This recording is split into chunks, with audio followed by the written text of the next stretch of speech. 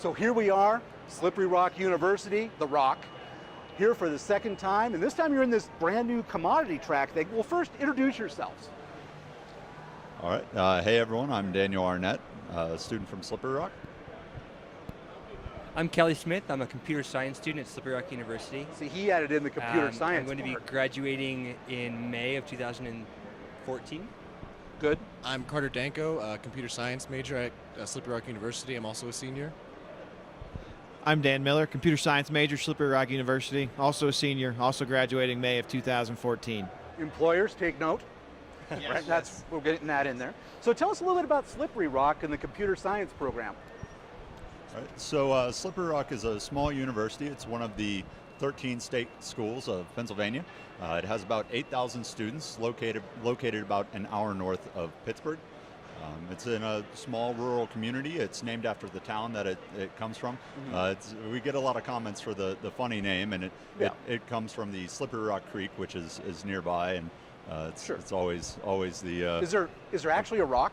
There isn't a particular rock. It's There's just not a particularly extra slick just rock. particularly slippery, I guess. So the whole time. But, Okay. yes. Good. So how'd you get involved in the competition? Well, we have a professor that's doing a real good job pushing high-performance computing and adding it to the curriculum, and it's really kind of broadened our horizons, broadened what we know about supercomputing, and really gets the students involved and gets us out here. Great, great. So what have we brought here today? Or actually, you have something to add? Yeah, I was going to say that, we're just really thankful. We have a really supportive faculty at Slippery Rock University, and they've been pushing it in the curriculum. So we actually, in one of our classes, our architecture class, we have Parallel Fridays. So all the students go into the lab on Friday and they learn about all the parallel technologies that are kind of coming up in the industry. And so a lot of the techniques and strategies that we have come out of that class, and specifically from that professor, Dr. Valentine. Good, excellent. And then it pretty much all started, like Dan was saying, it all started 2 years ago when the professor and one student came to SC11, and did the Little Fee build-off. In Seattle. Yes, in Seattle, and did the Little Fee build-off. I met him there, that's right. Okay. Yep. And then so that's where we first got introduced with Little Fee and everything like that. And so last year, when instead of the commodity track, they had the Little Fee track, we applied for that. So we did that last year, and then just kept building from each year onto each year and trying to improve the HPC at Slippery Rock. What do we run in here today? What did we bring? What we have here is 2 AMD motherboards, both. What was it? We've got 2 8-core CPUs attached to each one. Okay. They're running. So you've got 4 CPUs total. 2 CPUs total. 2 CPUs total. Okay. Yes. 8 cores per CPU. Okay. 16 We've got cores. Exactly. We've got 16 gigabytes of memory per node, so a total of 32 gigabytes of memory. Good.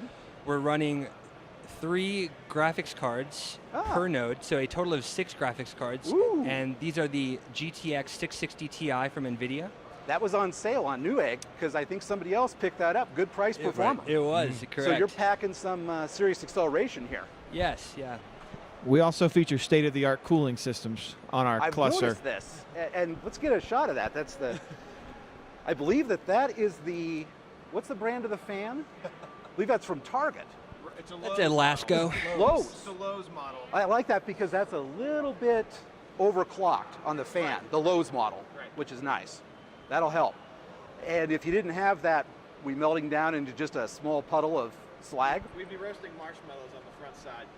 We were getting complaints from passerbys that they were getting burns, and Really? so Flash burns? we decided that a fan would be useful. How much power are you pulling, do you know? We're running at about 1,200 watts. Yeah, 12 to 1,300 watts. So a decent size, good, decent quality hair dryer. Very good. And did you make the case yourself? Yeah, case is custom made. It's just like 1-inch square tubing, welded together, and then plexiglass screwed onto it, and then spacers and just bolted on the motherboards to the plexiglass. Okay, we're running HPCC today and LINPACK. Any problems? Everything working as expected? Smooth sailing. Yeah, Smooth sailing. Yeah, luckily we did a lot of testing back at university and everything, so Good. we came here pretty much knowing what to expect and everything. How do you feel about the applications coming up? We're a little worried about them. So our design is specifically targeted to optimize LINPACK. That was one of our design decisions when we were building it. Okay. And so smooth sailing as far as LINPACK goes, and we spend a lot of time optimizing that and tuning it to our specific system. But we're confident that we can pull some good numbers in the applications as well. Okay, excellent. Well, thank you guys and welcome back. Good to meet you all. We'll be back around again. Okay. Okay. Thank you. Thanks. Thank you.